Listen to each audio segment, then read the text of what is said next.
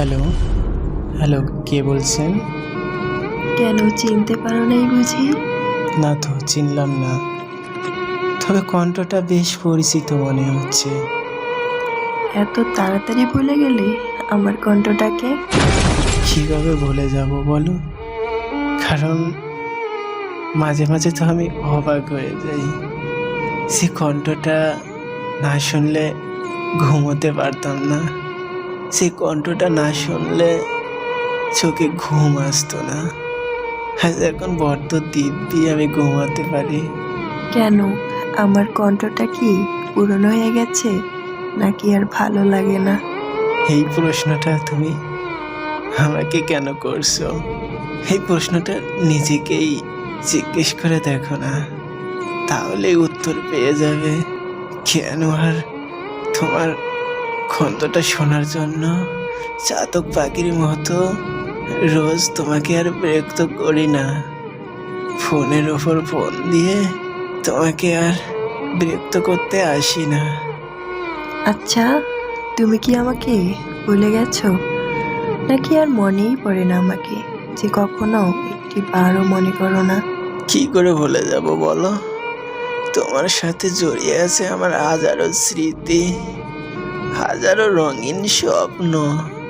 হয়তো তুমি বুঝতে পারো না, কারণ আমাকে যদি তুমি বুঝতে পারতে, তাহলে আজকে হয়তো এই প্রশ্নটা আমাকে করতে না গো, কখনোই করতে না। কারণ তোমার স্বপ্নেই তো আমি রঙিন ছিলাম। তোমার ওই কাজল কালো চোখেই তো আমি আমার স্বপ্নগুলো দেখতাম। কি করে ভুলতে পারি ওই কাজল কালো চোখ দুটোকে? আচ্ছা, আমার থেকে যদি তোমার জীবনে অনেক সুন্দর কেউ আসে, তখন কি আমাকে ভুলে যাবে? তার রূপে, তার কথায়?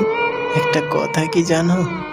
স্বর্ণ অনেক উজ্জ্বল হয়, চকচকে হয়, আবার অনেক স্মৃতিশীলের গহনাও স্বর্ণের চেয়ে অনেক চকচকে হয়।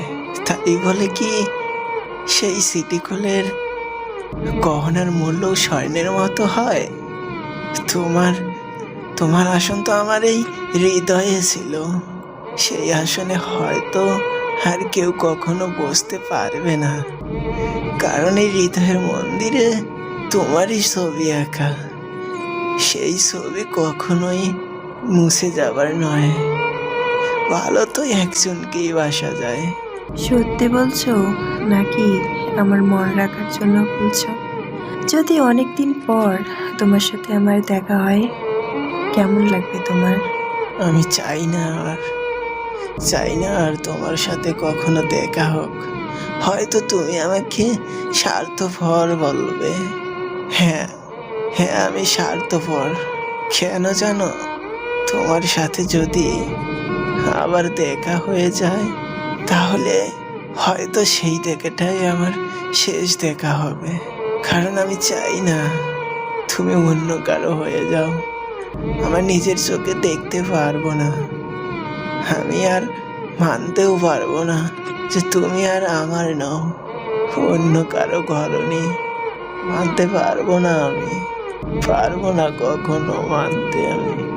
ঠিক আছে, আজকে আর কথা বাড়াবো না, কারণ যত কথা বাড়াবো হয়তো তোমার মনের আবেগ তোমাকে আরো কষ্ট দেবে, আমাকে কষ্ট দেবে। তো আজ এই পর্যন্তই।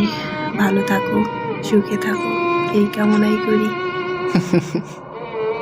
কষ্টের কথা বলতেছো? এই পাগল ছেলেটার এখন আর কষ্ট হয় না, কারণ নিজের মানুষগুলোই তো এই পাগলটাকে শিখিয়েছে যে কারো কথা ভেবে আর কষ্ট পেতে নেই। দেখো, আমার এই নিজের চোখ দুটোই তো বেঈমান। সে কখনো আমার জন্য কাঁদলো না, কাঁদলো পরের জন্য। সবাই বেঈমান, সবাই স্বার্থপর।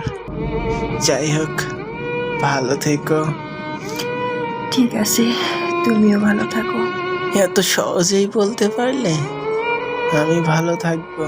কারণ তুমি তো জানোই না, আমার ভালো থাকা তো তুমিই ছিলে। তুমি নেই, তাহলে বেশ ভালো থাকবো, তাই না? হয়তো বা, কারণ কখনো কখনো বাস্তবতাকে মেনে নিতে হয়। আবেগে আবেগে হয়তো অনেক কিছুই ভাবা যায়, কিন্তু ভালো থাকার জন্য আবেগটাকে দূরে ঠেলে দিতেই হয়। তাই সব কিছু হলে ভালো থাকো, এটাই চাই। সর্বশেষ একটি কথাই বলি, তুমি ভালো থাকো। ভালো থাকো প্রিয়, ভালো থাকো। অনেক কথা বলার ছিল, হয়তো আকাশের দিকে ছুড়ে দেব। পারলে কোনো এক সময় সময় করে পড়ে নিও প্রিয়। ভালো থেকো।